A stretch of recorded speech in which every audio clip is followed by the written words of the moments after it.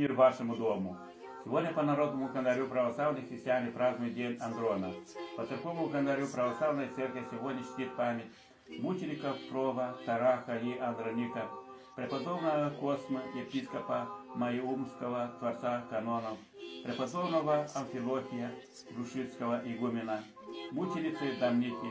Празднуется перенесение из Мальты в Гатчину части древа животворящего креста Господня, Сидоровской иконы Божьей Матери и десной руки Иоанна Крестителя, и другие православные святые, имена которых вспоминают в этот день. Также сегодня празднуются 4 иконы Божьей Матери: Иерусалимская, Адигитрия, Ярославская, Рудненская и Калужская. Поздравляем всех с праздником, всех, кто родился в этот святой день. Желаем здоровья, счастья и благополучия. Светлая память ушедшим в мир иной.